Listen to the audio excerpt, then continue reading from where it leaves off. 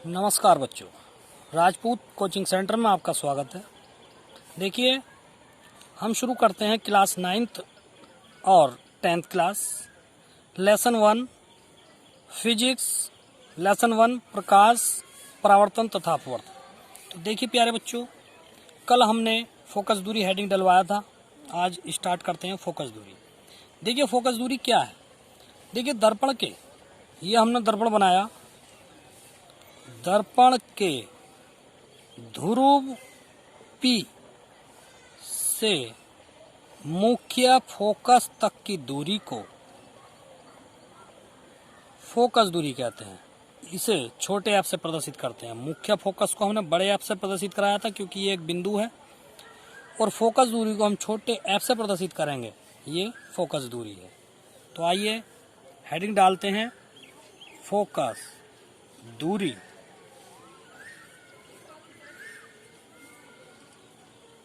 लिखते हैं। देखिए, दर्पण के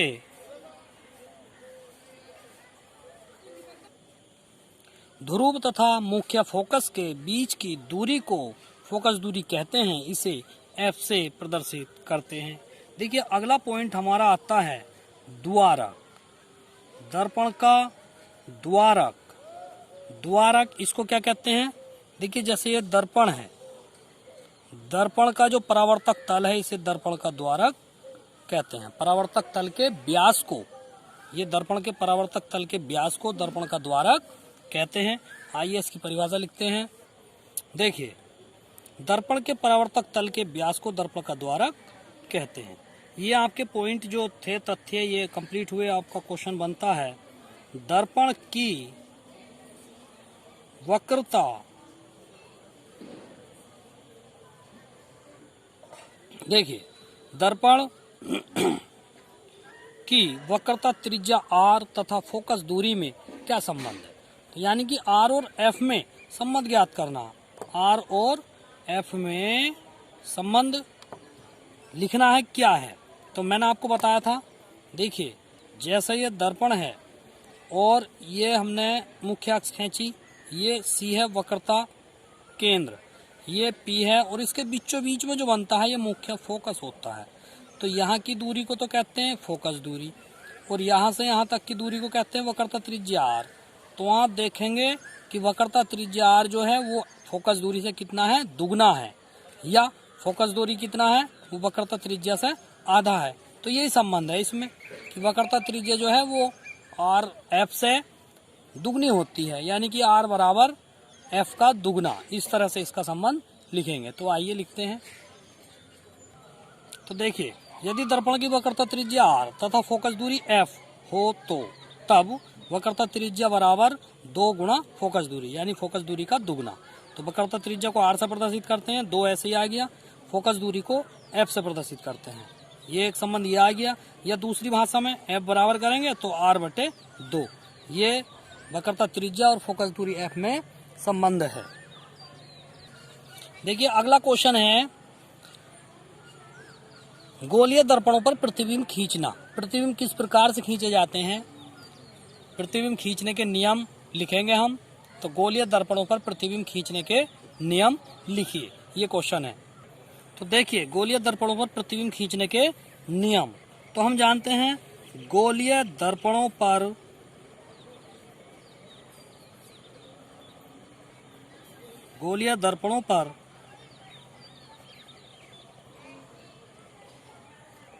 देखिए, गोलीय दर्पणों पर प्रतिबिंब खींचने के 3 नियम हैं। नंबर 1, देखिए दूसरा पेज लगाया मैंने, ध्यान देंगे। तो पहला नियम इसका क्या है। देखिए जब हम, देखिए ये तो है अवतल दर्पण का नियम, और हम उत्तल दर्पण के नियम के लिए भी कहेंगे। तो देखिए पहला नियम क्या है। पहला नियम यह है, मुख्य अक्ष के समांतर चलने वाली प्रकाश की किरण परावर्तन के पश्चात मुख्य फोकस से होकर जाती है। ठीक, ये तो है अवतल दर्पण का नियम। सेम यही भाषा उत्तल दर्पण के लिए भी है, क्योंकि दर्पण दो प्रकार के होते हैं। जो नियम एक दर्पण के लिए है वो नियम दूसरे दर्पण के लिए भी ऐसे ही होना चाहिए। तो देखिए इसमें क्या होता है, इसमें इधर को डैश डैश करके निकालते हैं, क्योंकि दर्पण में किरण पार नहीं होती है, इसलिए इसका आभास करते हैं। तो देखिए इसमें भी ऐसे ही मुख्य अक्ष के समांतर चलने वाली प्रकाश की किरण परावर्तन के पश्चात मुख्य फोकस से आती हुई प्रतीत होती है। तो ये देखिए इसमें तो किरण टकरा के यहाँ को पार हो गई वास्तव में, और इसमें ये किरण यहाँ टकरा के ऊपर को चली गई। तो ऐसा लग रहा है जैसे ये मुख्य फोकस से होकर जाती हुई प्रतीत हो रही है। ये डैश डैश जो है ये प्रतीत है, ये इधर से नहीं जा रही, जा तो यहीं से टकरा कर रही है ये। ठीक है, आइए तो अब लिखते हैं। तो देखिए मैंने लिखा है मुख्य अक्ष के समांतर चलने वाली प्रकाश की किरण परावर्तन के पश्चात मुख्य फोकस से होकर जाती है। ये यहाँ तक की लाइन तो है अवतल दर्पण के लिए, ठीक है। या द्वितीय फोकस से जाती हुई प्रतीत होती है, ये लाइन है उत्तल के लिए। तो दोनों के लिए आ गई। दूसरे नियम में क्या है, दूसरा नियम इससे उल्टा है। देखिए ये मैं अवतल दर्पण बनाया है मैंने ये तो क्या है, अब इसका उल्टा है, अब इसका उल्टा है। इसमें क्या है, मुख्य फोकस की ओर आने वाली प्रकाश की किरण, ये मुख्य फोकस की ओर आने वाली प्रकाश की किरण, ठीक है, परावर्तन के पश्चात मुख्य अक्ष के समांतर हो जाती है। समांतर होगी, देखो ये क्या किरणें हैं, ये दर्पण से टकरा कर वापस जा रही हैं। तो ये कहाँ कहाँ को जाती हैं इसके बारे में इसको बताया गया है। ऐसे ही उत्तल दर्पण में देखेंगे, ये इसकी मुख्य अक्ष हो गई, ये ध्रुव हो गया, ये सी है। तो देखिए जो बिंदु एक तरफ होते हैं ये इतने ही बिंदु दर्पण के दूसरी तरफ भी होते हैं, ठीक है। इसमें क्या है, मुख्य फोकस की ओर आती हुई, केवल आती हुई, ऐसा लग रहा है जैसे मुख्य फोकस ये है ना, ये इसकी तरफ को आ रही है किरण, लेकिन पार नहीं हो पाती है, यहीं से टकरा के। इसको बोलते हैं परावर्तन के पश्चात मुख्य अक्ष के समांतर हो जाती है। ये मुख्य अक्ष के समांतर हो गई, ये इसका दूसरा नियम था प्रतिबिंब बनाने का। तो आइए लिखते हैं। तो देखिए मुख्य फोकस की ओर आने वाली प्रकाश की किरण अवतल के लिए, या द्वितीय फोकस की ओर आती हुई प्रतीत होने वाली प्रकाश की किरण, देखिए यहाँ प्रतीत छूट गया, आती हुई प्रतीत प्रकाश की किरण परावर्तन के पश्चात मुख्य अक्ष के समांतर हो जाती है।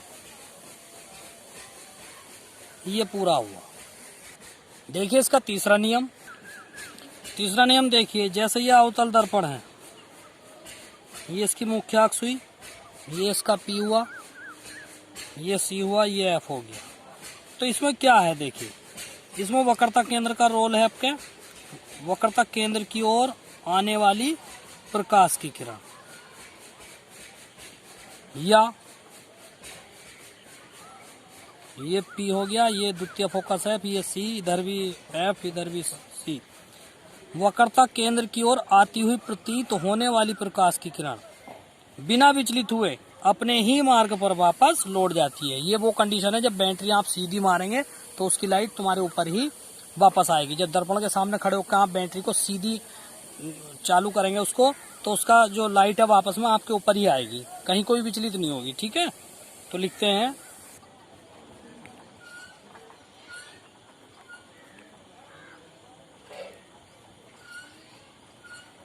लौट आती है। देखिए नोट में क्या है,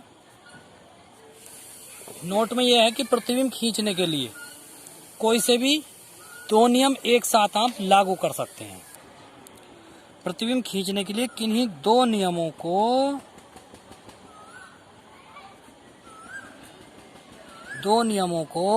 एक साथ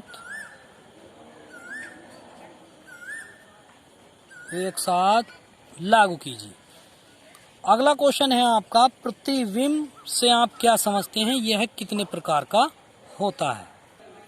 देखिए बाकी अब कल शुरू करते हैं, तो सभी बच्चे ध्यान देंगे इसी समय, ठीक है, 9 बजे। और आपका जो टाइम है ये जो है 9 बजे चलता है, और शुक्रवार और शनिवार में आपकी क्लास चलती है फिजिक्स की, ठीक है। बने रहिए राजपूत कोचिंग सेंटर के साथ। धन्यवाद।